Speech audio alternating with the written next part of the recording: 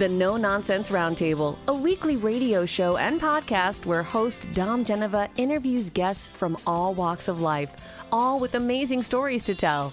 And now, here's your host, Dom Genova. Well, welcome everybody to another edition of the No Nonsense Roundtable, 10 o'clock right here on WISL and WLEA. And like I like to remind you all the time is that the prior shows are on no nonsense roundtable.com. And like I always used to say from the beginning in 2019 when I started this show, is that it's about people that you know, that you need to know more about, and people that you don't know that you should know. And I have a very innovative and wonderful musician, composer on the on my YouTube right now. You can hear this later on No Nonsense Roundtable.com.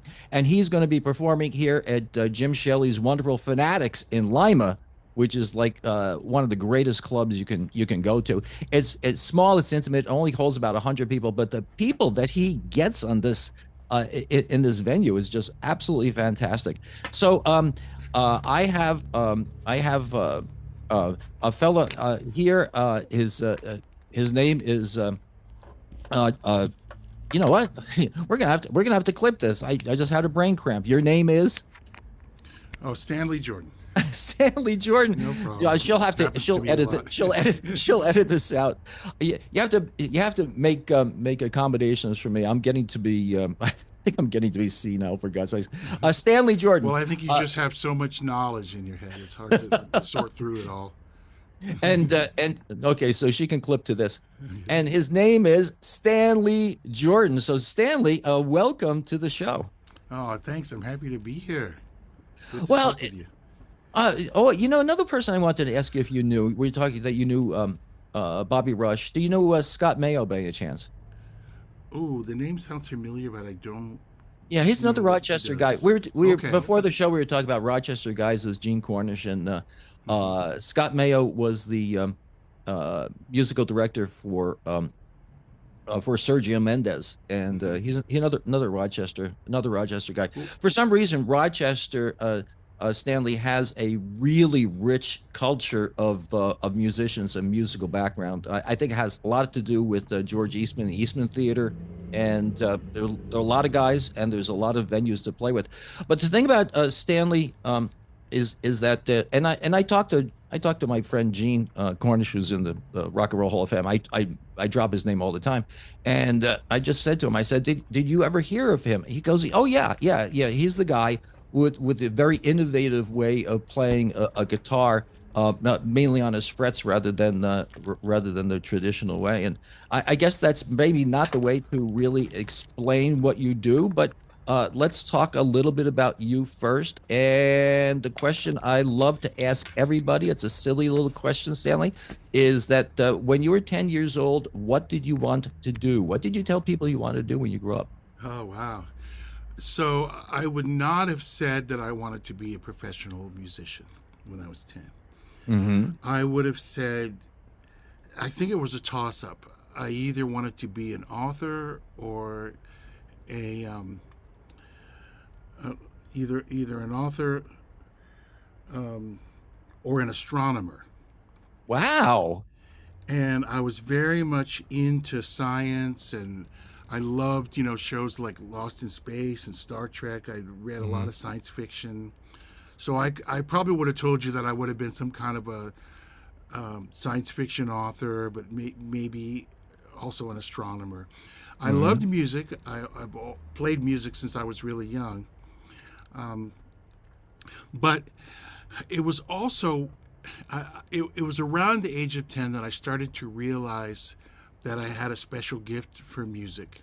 I mean, I loved it. I really enjoyed it. And I was a piano player. This was before I played guitar. And I remember that we had a recital of all the students of my piano teacher. And I played an original composition.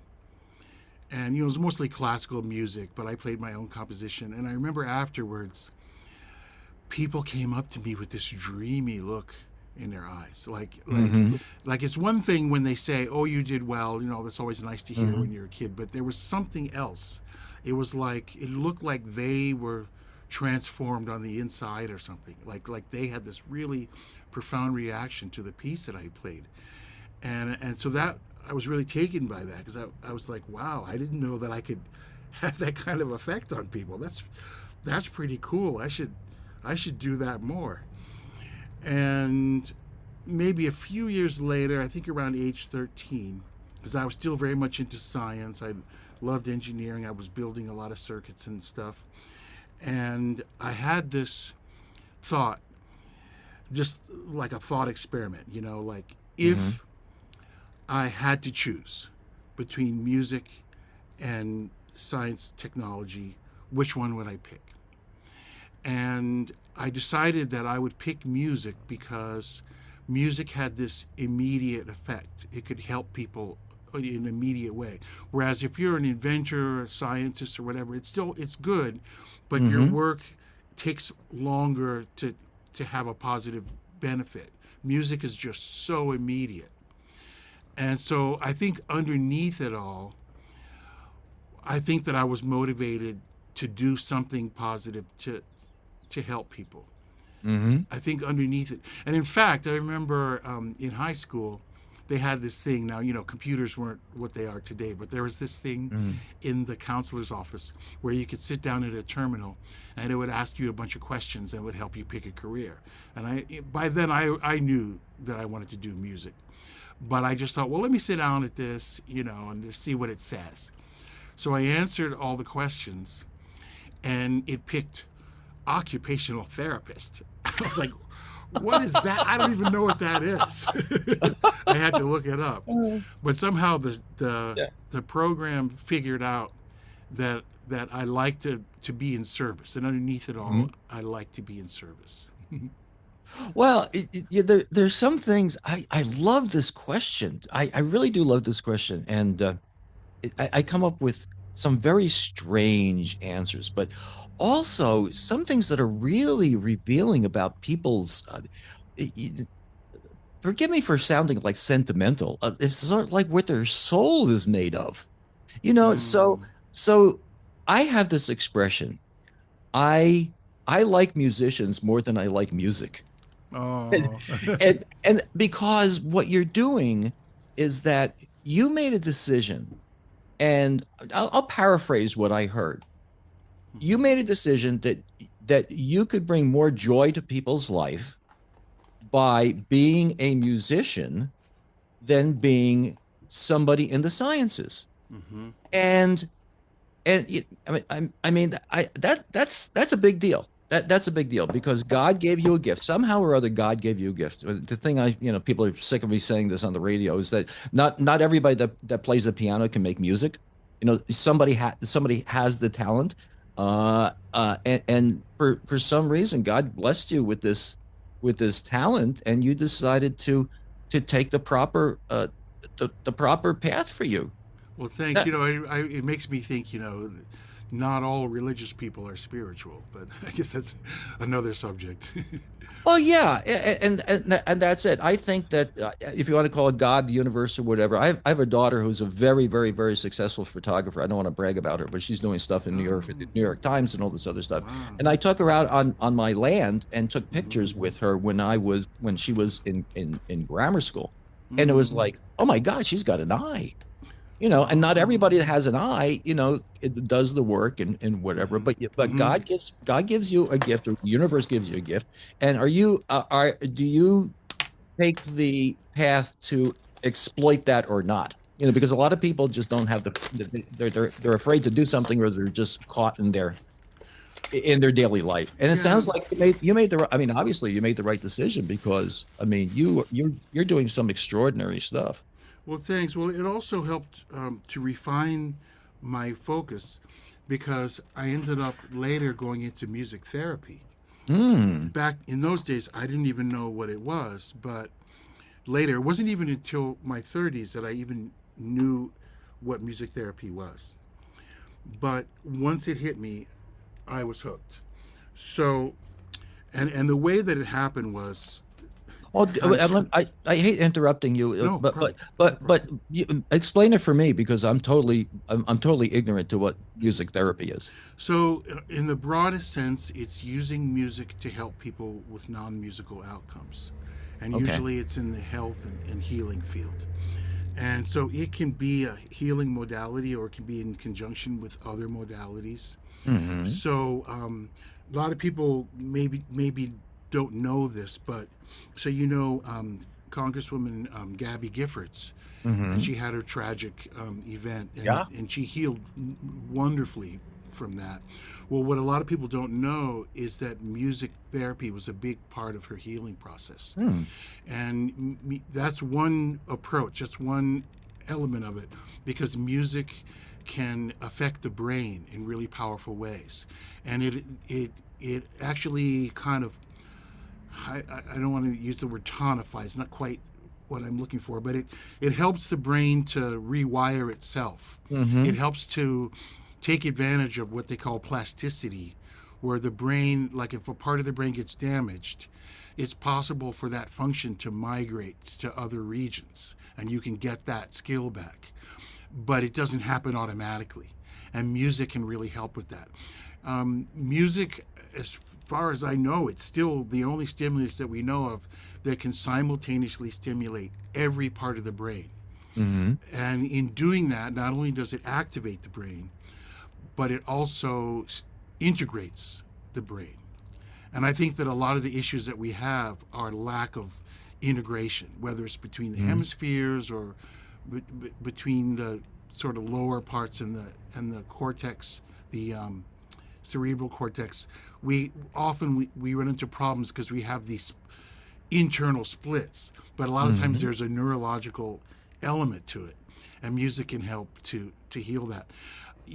This is another thing that I think a lot of people don't know, but the auditory nerve from the ear works really differently from the optic nerve from the eye, Mm. because the optic nerve goes straight into what they call the visual cortex in the back of the brain, Mm-hmm. and from there it connects and makes secondary and tertiary, etc., connections into the rest of the brain.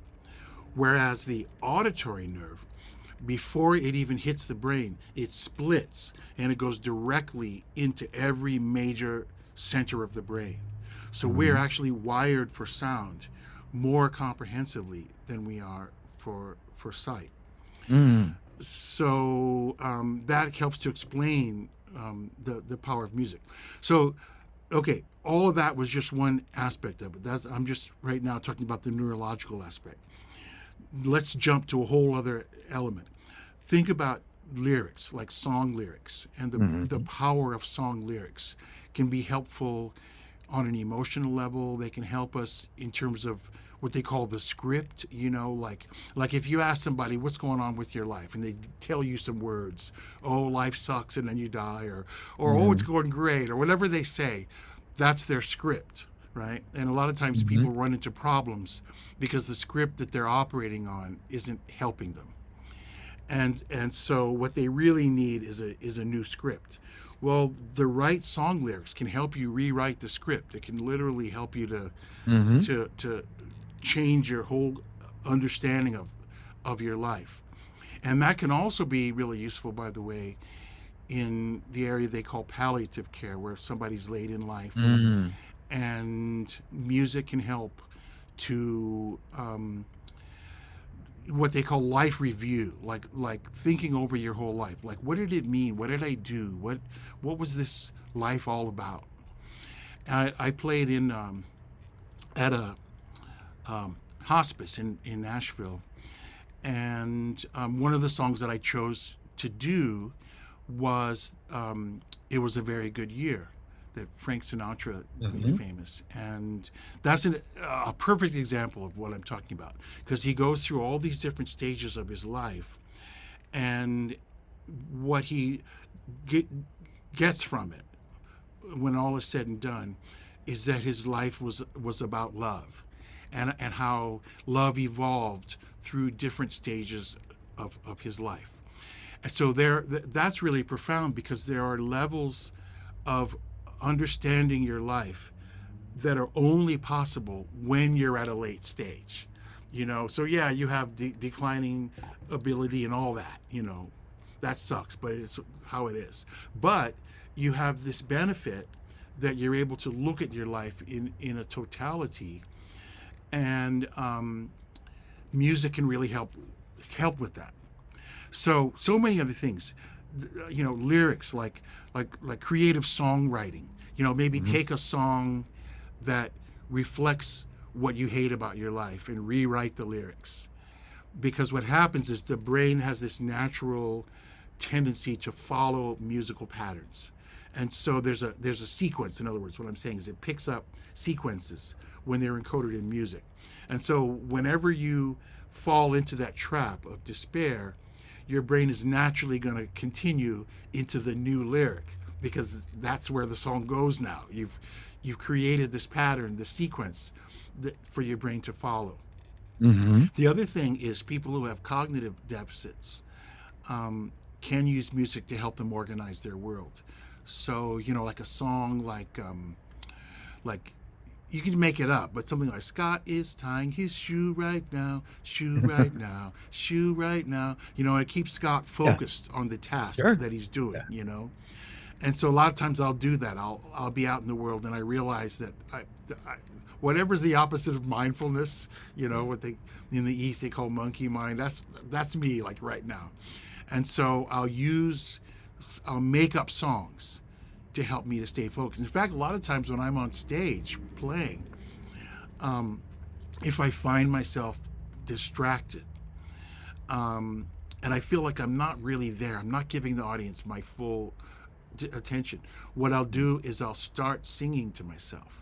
And I'll bring myself in, because for some reason the music isn't doing it. Maybe I had a busy day, I had some stress, and it's still on my mind. This argument that happened, or this incident, or whatever, it's still on my mind.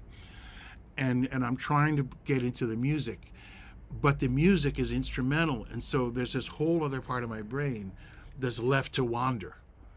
And so I got to pull that part of my brain in too.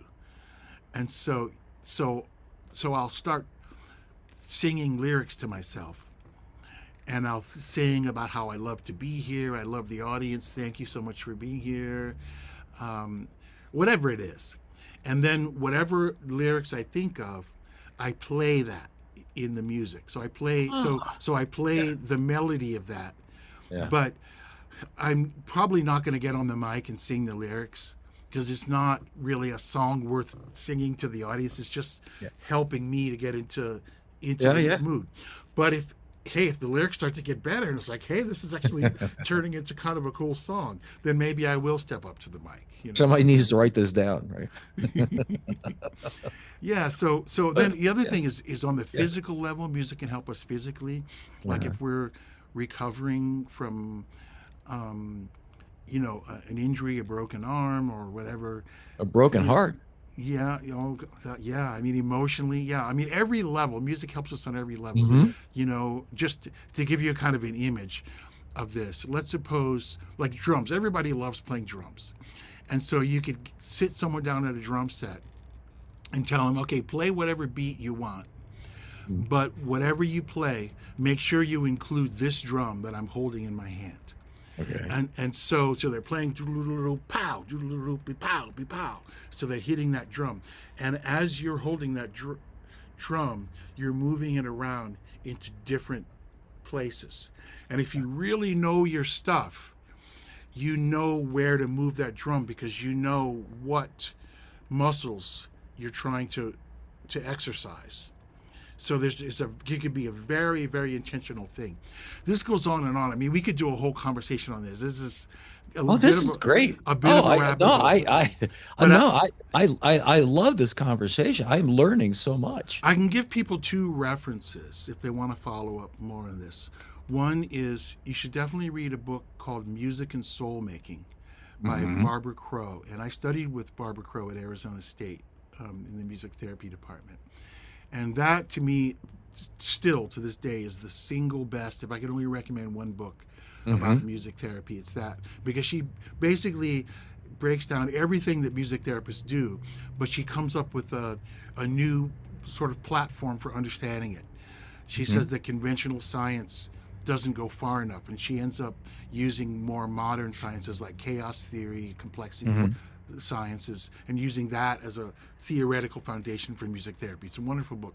Then the other thing is I can recommend look into Hope Young. She's a music therapist in Austin, and I believe excuse me, I believe her company's called Biomedical Solutions. I might be wrong about that, but look up her name. And she's doing things with where they'll take, and I've witnessed this. It's amazing. Like it involves AI as well. So she's got, let's say, somebody who's got an issue with their gait. So this how we walk, right? We call that the gait. So they're on a treadmill, and as they're walking on the treadmill, they have all these sensors that are continuously reading every aspect of their gait. And it's a very complicated thing. You should have her on the show. She can explain, like how high you lift your leg and all these different things, right? So anyway, the AI is monitoring all of these different parameters of their gait. And it's playing music, and it's changing the music in real time to get them to change their gait. So if there's one thing that they're not doing enough, let's say they're not lifting their right foot, right knee high enough, it'll change the music in just the right way to get them to make that specific change in how they're walking. It's amazing. And all of these tracks are created by humans. It's all human generated stuff, but what the AI does is it creates a mix, a real-time mix of the music. And all this is based on actual scientific evidence. Because when you're working in the biomedical world, everything you do has to have actual data behind it. Because there's a lot of issues with insurance and liability and all that. So there's no room. That's an aspect of music therapy where there is no room for messing around. Right. You got to know. And so she backs it up. It's all research based. And she's getting people out of wheelchairs. She's helping people with Parkinson's. It's amazing. Yeah. Well, what you say really rings true with me, because I look back at like Paul Simon, okay, and you got songs like "Slip Sliding Away," "Train in the Distance," the Boxer, and it's all relatable. I mean, it's relatable, and when you hear music and something touches you like that, you feel some type of connection, like, oh yeah, somebody went through the same thing I did, or that's a really good point. The Train in the Distance is great. What do the lyrics go? The lyrics go, everybody, here's the train of distance. Everybody thinks that the world could have been better, and those are great. Those are great things. Now, the thing about you is that you have a very innovative way of playing the guitar. And could you explain to everybody what that is? Because it's not only that you're playing the guitar, but you kind of invented a new way to play the guitar. I mean, it was explained in one of your videos that you play it sort of like a piano. You get the melody, the chords, and the bass line is something that you're doing all at the same time. That was explained on the YouTube. Let's go into that a little bit, because how did you come up to do that? And is there anybody else doing anything, similar to what you're doing? And and in here somewhere, let's sell some tickets for Jimmy when you're going to be here the 9th and the 10th at the Fanatics Pub in Lima, just a short step down from my studio here in Honey I Falls. But but the first things here, how did you develop this style? Yeah, I love to talk about this. It was life-changing for me, and I still am blown away by the possibilities. So I don't want to call myself the inventor, because I'm not the first to think of it, but I did think of it on my own. I arrived at it mostly from my piano background, because I wanted to be able to do certain things that only a piano normally could do. And so I tried a bunch of different experiments, and finally arrived at this approach that I'm using. And basically what it is it's using these techniques that are already familiar to guitar players. There's hammer-ons, or the full name is hammer-ons from nowhere. It's kind of a weird name. And pull-offs. There's other techniques involved as well. But basically the idea is, using these techniques, you can play the guitar with just one hand. And so if you can play with one hand, that means that you could have each hand doing something different. And that's when you bring the pianistic stuff into it, because you can do a lot more kind of independent things. Oh, there you are. Hey, I just, Yeah. while we were talking, I did a whole different thing, and I have an external camera that's hooked up. Well, ladies and gentlemen, I have to explain this to the audience now, because at this point in time, you've just seen my ugly face if you were watching this thing on YouTube, and Stanley was having a little bit of a problem with his video. So his video is up now. But I'm here. we had a good pace before anyway. So let's keep on doing that. About this innovation that you did, and I'm gonna obviously I'm gonna find some way in this broadcast to put some clips in of what you do, so people understand a little bit what we're talking about. But go ahead. Great, yeah. So, yeah, and of course at Fanatics Pub, I'm going to be using this. I use this technique all the time, although I do mix it with conventional techniques too. But I mostly use the touch technique, and so you can see that it's different because I have both hands on the neck, instead of having one on the neck and the other one strumming. And a lot of people are familiar with Eddie Van Halen, who use essentially the same technique but in a different way musically. There's also Michael Hedges, and there are a lot of acoustic guitar players who are doing tapping on the acoustic guitar, and Michael Hedges is kind of the sort of fountainhead source of that. The approach that I'm taking for the most part, where you have independent lines all doing different things, there are some early people who did it before I did it that are worth mentioning. Emmett Chapman started a few years before I did, and he invented an instrument called the stick that was designed for that technique. Jimmy Webster. Also, he traveled around demonstrating Gretsch guitars, and he had what he called the touch system. And my name, Touch Technique, indirectly comes from Jimmy Webster. I hadn't heard of him, but I heard people say touch when they were describing what I was doing. I said, I like that name. So I started calling it the Touch Technique. And then Dave Bunker, musician and also inventor.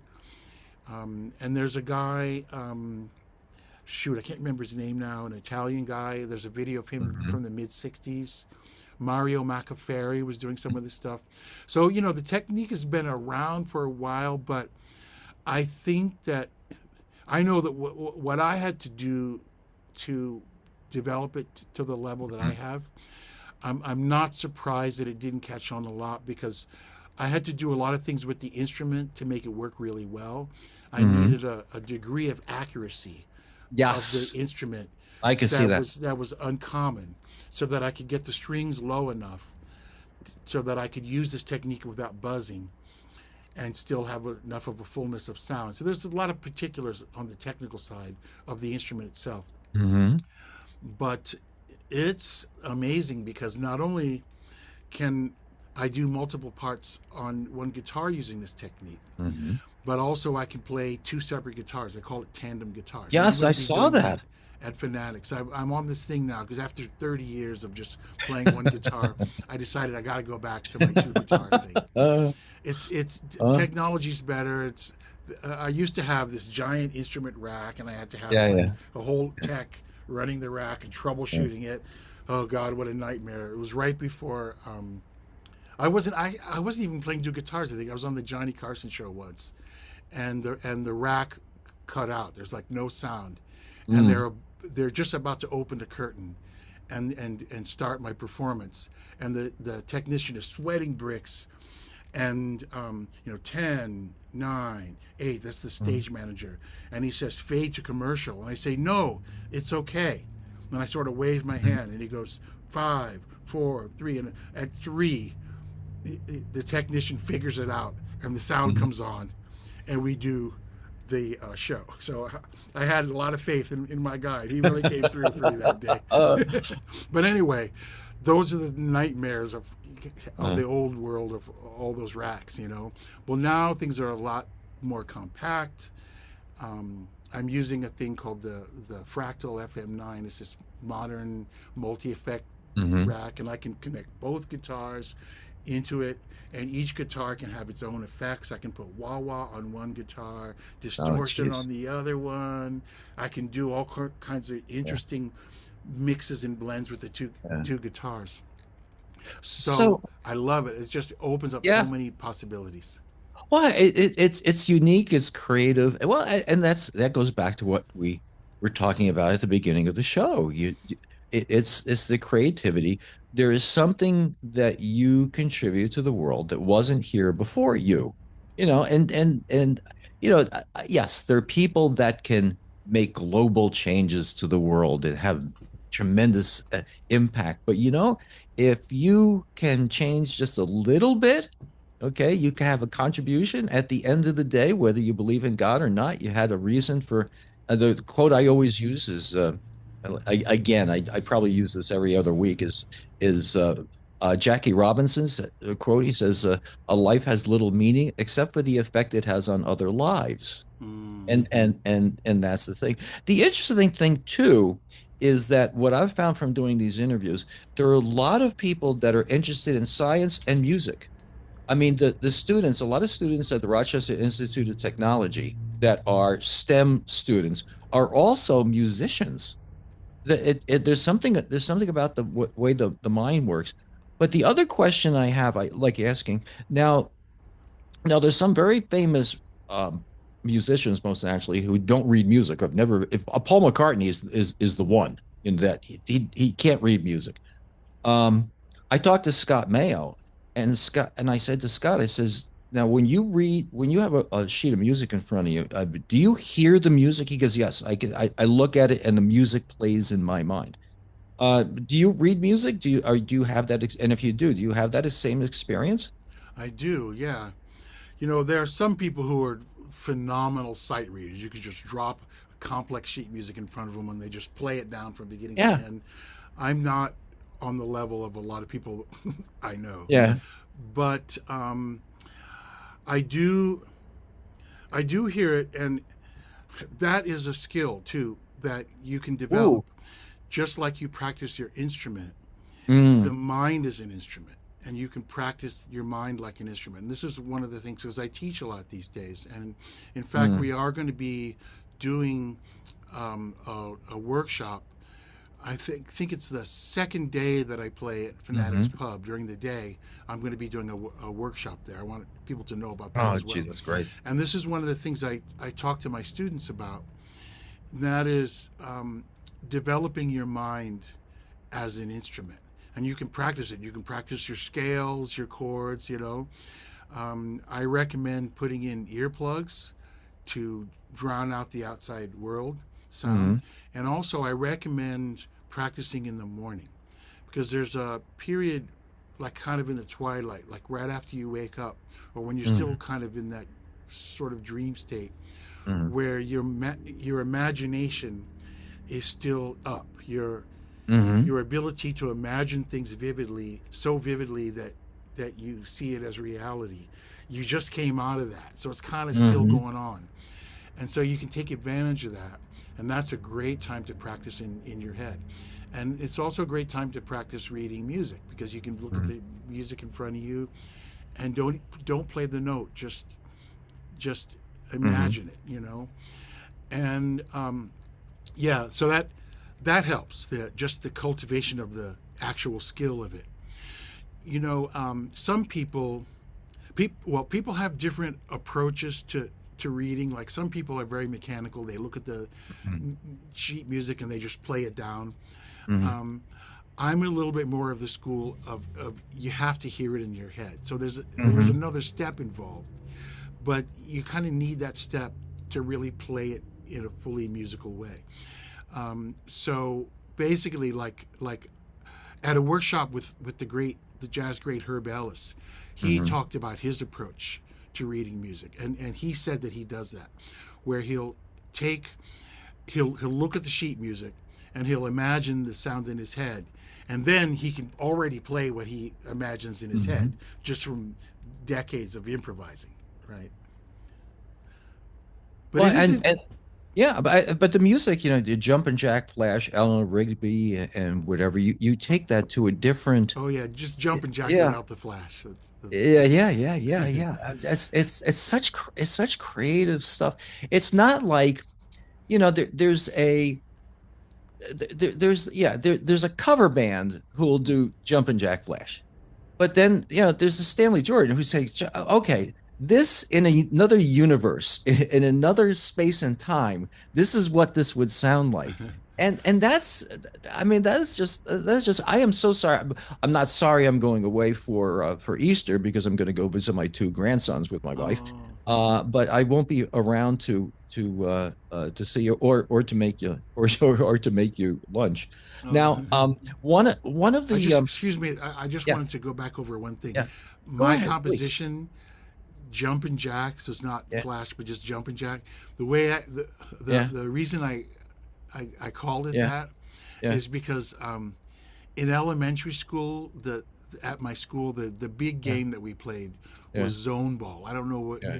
what they call it Yeah. anywhere else, but it is a kind of a rare form of dodgeball that I actually Mhm. saw some kids playing that in Brazil. It's Mhm. the only other place I've Yeah. Yeah. seen people play that game. But anyway, I was famous at the school for my dodging ability, Yeah. because if he threw the ball at me, I could jump over the ball. Yeah. So I got the nickname Jumpin' Jack. So they call me Yeah. Jumpin' Yeah. Jack Jordan. Yeah. So that's Yeah. the No, reason for that title. well, and the thing is, like, you have some expectation when you hear the song. It's not anywhere close to being what that is, which is great. You have this creative way of taking music and using it for a number of different assets that help people. Now, let me ask you a question. Like, what gives you the most fun? I mean, you have to have these moments. Oh, I like the look on your face with this because this is always a great question. It's like, sometimes I get the answer. Well, I performed in front of 6 people, and sometimes I performed in front of 20,000 people, or something. I didn't know I was getting. You talk to Gene Cornish, and what's the he who they were at the uh they were at Yankee Stadium when the Beatles came in, and on the scoreboard they put the scoreboard says, coming up next are the Rascals. And they got tattooed. The Beatles said they would not go on unless they took that off of the scoreboard. These these Oh. these things from way back when you hear is just, he says, yeah, he says the four of them were walking out there, and the manager just said, he says, they're not playing unless we take that off the scoreboard, which is one of these stories. So tell me something about your experiences that would give a good thought to our listeners. Well, for me, a lot of my most memorable experiences have come up in the context of music therapy. Ah, Now, I okay. don't call myself a music therapist because I'm not licensed and I Mhm. respect the field Mhm. too much. But I do work in that area. I work with music therapists and I help out and I do a lot of music related healing work. And I can think of one time, for example, when there was this little girl, I guess she was about maybe 2.5, 3 years old, Mhm. and she was born. Just horrible things happened when she was born. She had massive brain Mhm. hemorrhaging. She was developmentally delayed. Mhm. She couldn't walk. She couldn't talk. Um, but the music was the one thing that she responded to. And so I went to a session with her music therapist. Mm-hmm. And normally she was just kind of looking around, her head was just kind of wandering around and not focused. And as soon as the music therapist took out the guitar and she realized where she was, she started making these hand gestures like give me, yes. He was so excited to be there. And it was such a wonderful treat because I saw how she responded to the music. And her mom told me that they played a lot of classical music. She was a premature infant, and they played a lot of music in the ward for the premature baby. So she heard a lot of music, and that was the thing. That was it for her. And they had thought that she was not going to ever learn to speak, but she was starting to show signs that she would learn to speak.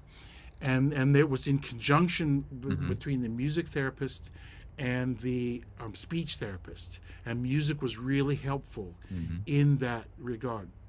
So I took my guitar out and I played some things for her, and I found some things that she liked. And I said, hey, do you like the blues? And I started playing the blues, and she frowned, and I was like, okay, you don't like the blues, no problem. Okay. Like in that context, I don't think of it myself as like this artiste, how dare you tell me what to play. It's like, all of that is out the window. I'm here for you, know. That's right. But the fact that she was expressing a preference, we take that sort of thing for granted, but that's not the kind of thing that she ever did, except in the context of music. And I would love to go back and find and follow up and find out how things progress with her.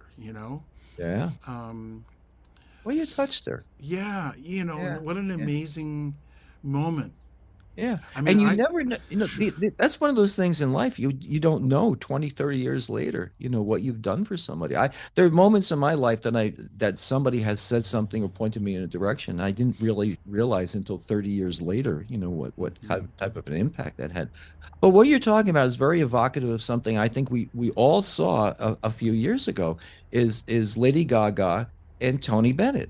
So Tony Bennett, Tony. Now think about it. It's sort of the same thing you're talking about. He had very bad dementia, but when he's singing with Lady Gaga, he was there. His mind, that part of his mind, worked. And music works really well with people with Alzheimer's, dementia, any kind of memory issues. Music is phenomenal for that. I don't know. This is a little bit of trivia, but. The movie, the Green Mile?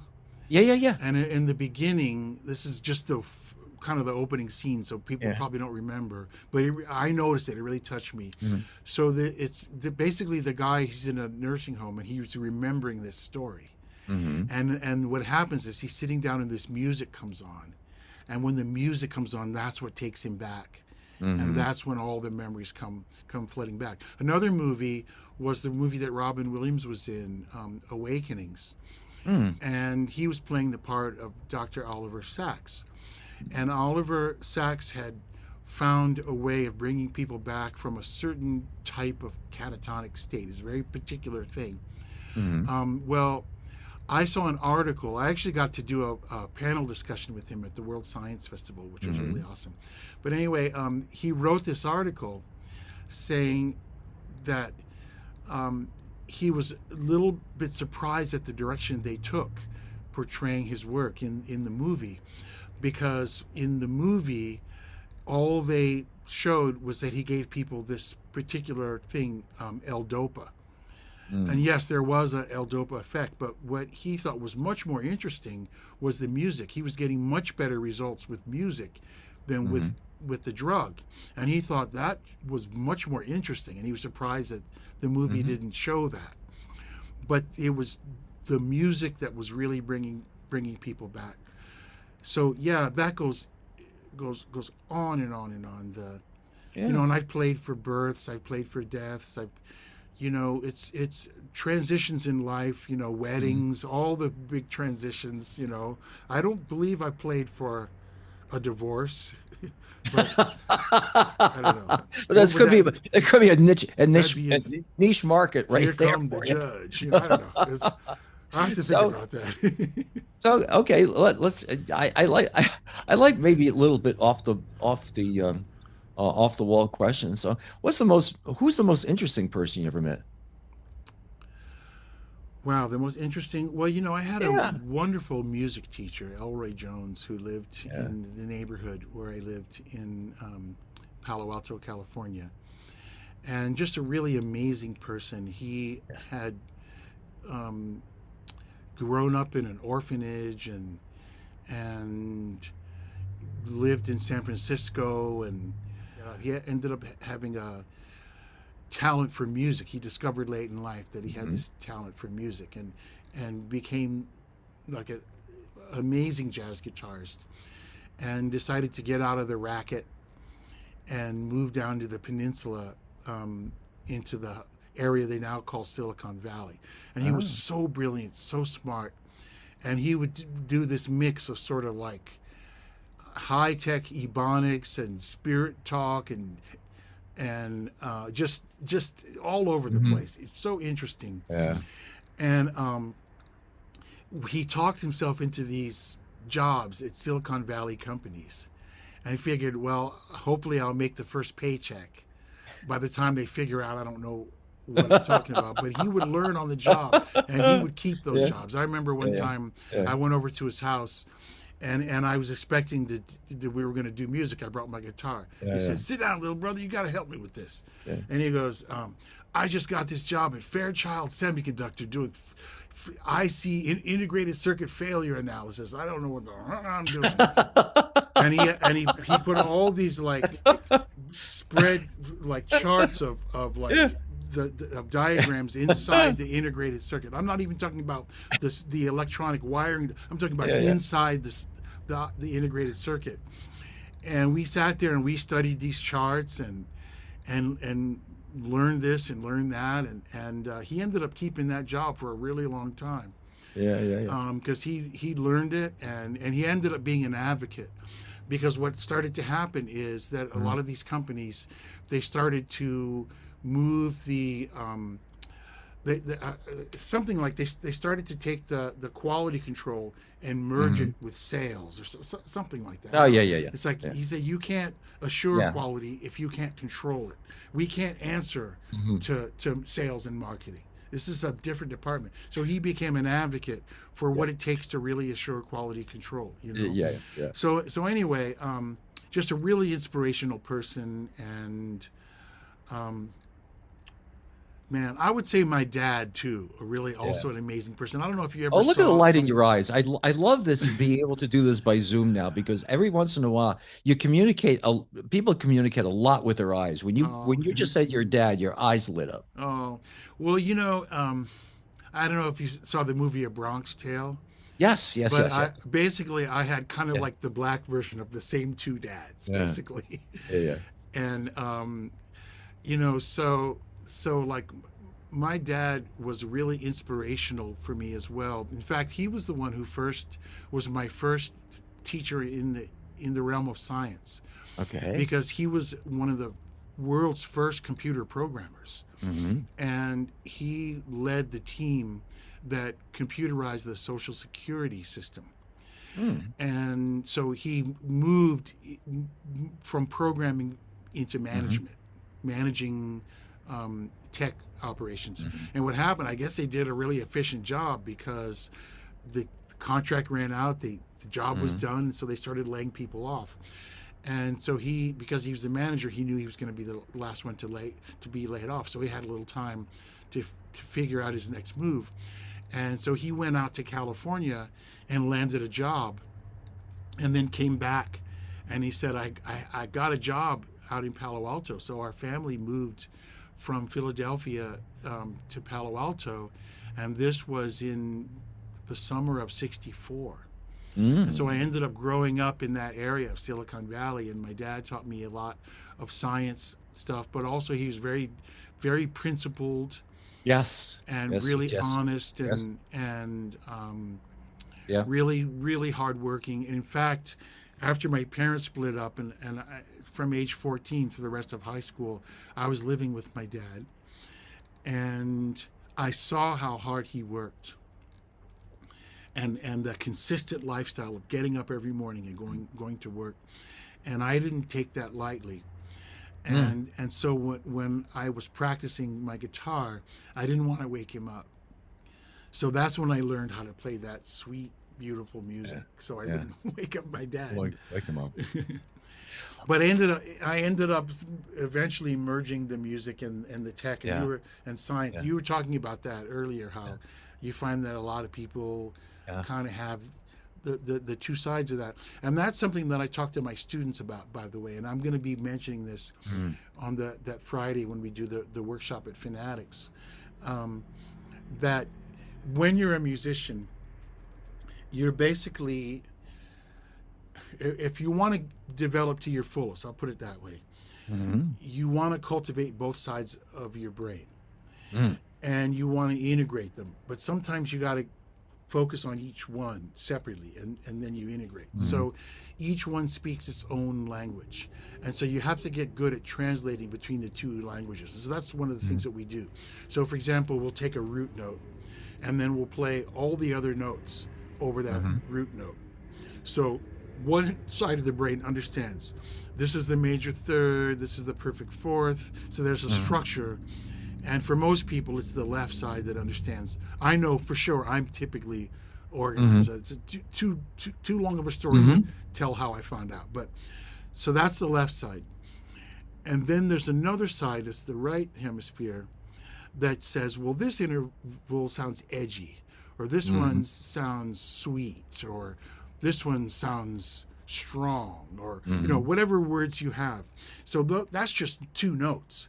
Now compound that with 6 notes, 7 notes, melody, harmony, rhythm, texture, orchestration, form. Once you get into all the elements of music, it's much richer, but you still have the same two languages. And being able to translate between those two. And most people are better at one than the other, and that's fine, that's normal. But you still have to be able to translate, because a lot of people get stuck on one side or the other. So, for example, maybe they'll understand the technicalities of it, but they're not really playing with feeling, you know? And that would be like, I was talking about the people who are religious but not spiritual. It's kind of like that. And so there's some connection that's not quite bridging that gap. And it's not quite definable. You can't. People either get it or you don't get it. But you can't. You can't. If somebody doesn't have it and they can't even explain where it comes from. Well, I think there's a lot of that. I think what we come here with is a big factor. But I also have a lot of faith in what can be trained. And that's you know, maybe one person has more capacity than the other in a certain area. So but I think we need to distinguish between our ability and our capacity. So the capacity is what you ultimately can do. But your ability is what you're able to do at a given time and place. And the thing of it is none of us ever really know what our capacity is, because there's always something we could do differently to get closer to it. You know, as you improve your method of learning, you can get closer to your capacity. But let's suppose you had started that 10 years earlier. You know, you just never know. But there's so much that you could do to improve your ability. And I really like what Jean Houston says, the way she puts it. She talks about the intelligy or intelligy. I don't know. Now I understand what you know, in the Parliament Funkadelic, George Clinton, when he had that song Funkintelligy. Now I understand that song after Jean Houston. She talks about we all have this intelligy, and that's like, imagine it's like you, but it's the ultimate you. Like let's suppose that you could live for 1,000 years and just keep growing and developing and learning. What could you eventually grow into, right? and her point is that intelligence is already within you now. It's just that, our body wears out, or we made mistakes along the way, this and that. We got damage that was outside of our control. Even things like, being in a war zone or whatever, things happen to us. But no matter what happens, that intelligence is still in there. And that's an important thing to understand. Like the acorn contains within it all the knowledge to turn into an oak tree, and the ability that might not get realized, but it's in there. And so understanding that our intelligence is there can give us more confidence in how to bring that out. So that's one of the things I talk about. My approach, there was this book that came out in the late 70s called Super Learning, and that really helped my approach to learning music. It was based on some research in Bulgaria where they got people to learn massive amounts of information, like, hundreds of new vocabulary words in a foreign language and all this kind of stuff, using this specific technique. Well, the technique involved things like synchronizing your breathing, synchronizing the information, and synchronizing it all to music. And it had to be the right kind of music, and you synchronize it to the rhythm of the music. So I thought, well, that's interesting, because you're using music to help you to learn other things. Yes. What about using those same techniques to help you to learn music? Like, it makes sense, doesn't it? Like, how can music help you to learn music? And that's when I started to hit on this idea that if I play the music in the right way, then I can actually learn it more efficiently. And a lot of it came down to not separating practicing from playing. That's a big mistake that we make. We musicians think that we have to practice something and then we can do it. So there's this split between practicing and doing. Now, I agree that sometimes some kind of a split can be useful. For example, maybe you need to work on just one thing in isolation, for example. But even when you're doing that, don't think of it as practicing. Think of it as playing. Or maybe I need to repeat something again and again and get better and better at it. Okay. Better at, Well, instead of thinking of that as rehearsing, I'm thinking of that as looping. So in other words, I'm playing it. I'm playing that makes all it the sense in the world. again and again and again. Yeah. But I'm still playing the song.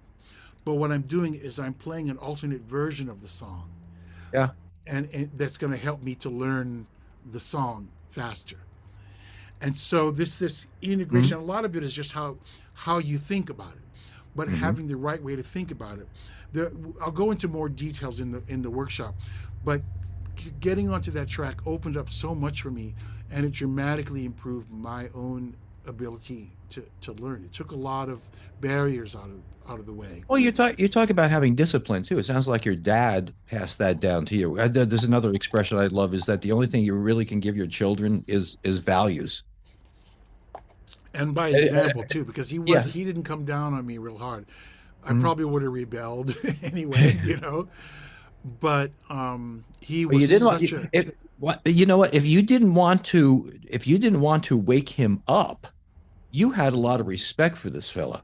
Yeah. I mean, think about this. Think about how kids are treating their parents now, or whatever. Yeah. I mean, that's a lot of respect. Yeah. He certainly earned it, but at the same time, I do kind of give myself credit for seeing who he was, I mean, especially at a time when youth rebellion was kind of in fashion, it was cool. Yeah.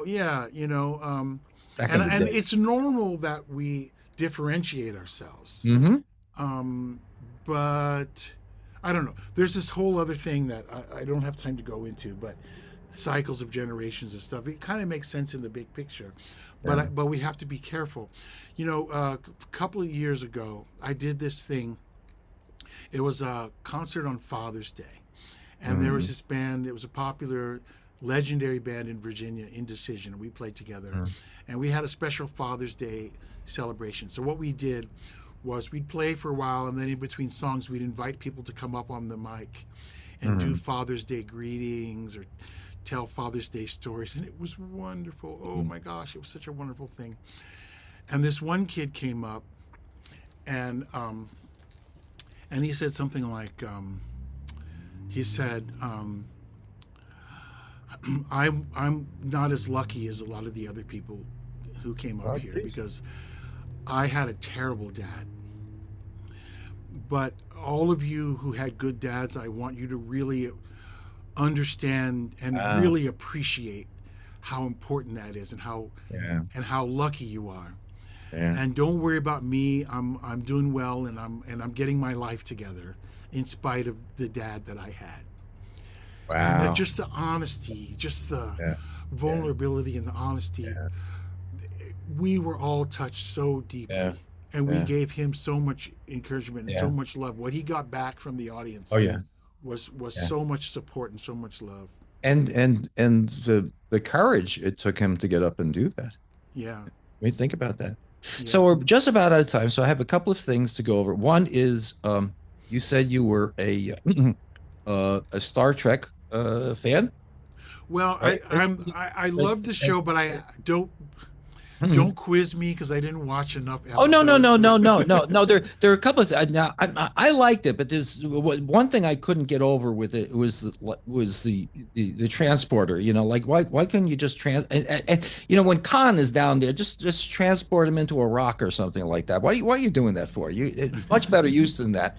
And the other thing is that when you think about it, think about Captain Kirk, and when he communicated with the Starship Enterprise, he basically had a flip phone. That's what that was. It was a flip phone. We've been making fun of him now. Grandpa has a flip phone. Right. He didn't have any apps on it or whatever, you know. So, So the other thing is my flip phone, by the way. yeah, it's a flip. Oh, look at that. Captain Kirk can communicate. It's a flip phone.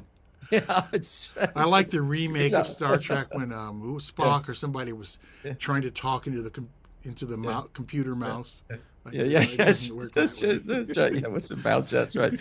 So let's do. I call it the retail section of the show. You're going to be at Fanatics Pub on the 9th and 10th, and then you that morning of the 10th, right? You're going to have the afternoon seminar of the 10th. the afternoon of the 10th for the students.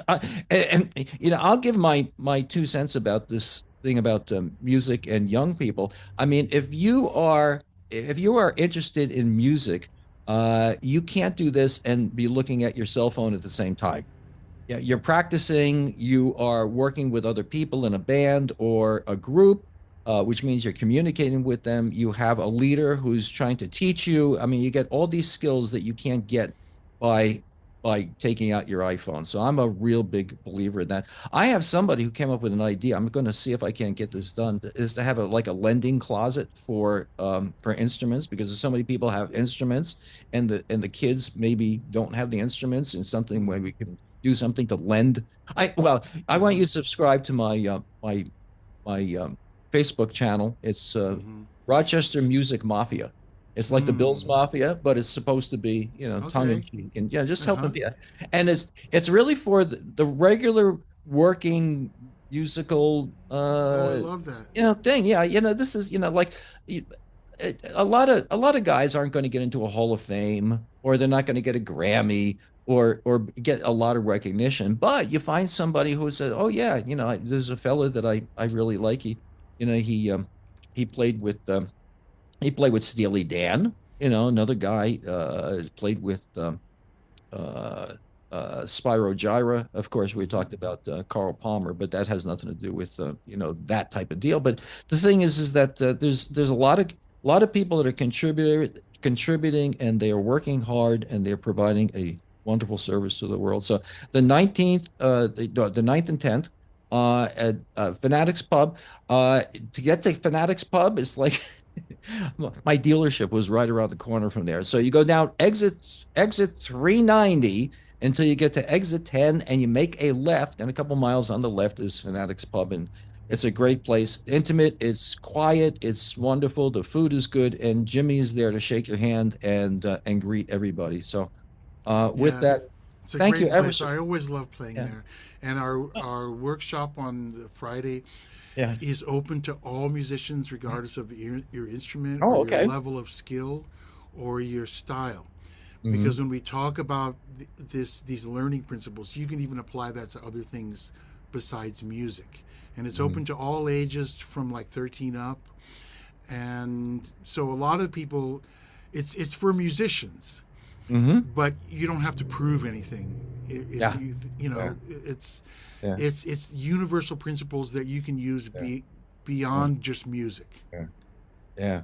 Well, I'm so sorry I'm not going to get a chance. Well, you'll be here, some other time. But I'm really disappointed that I'm going to not meet you when you're here, because this is we have a show and a half here of all good stuff, and I can see why Jimmy was so wanting me to interview you, and I really do thank you for your time, because I know you're busy, and God bless you for what you are and what you do, and we'll meet soon. Yes. Thank you. Okay. Bye bye. Thanks for listening. You can find our previous shows at nononsenseroundtable.com. Don't forget to like and subscribe, and we'll make more.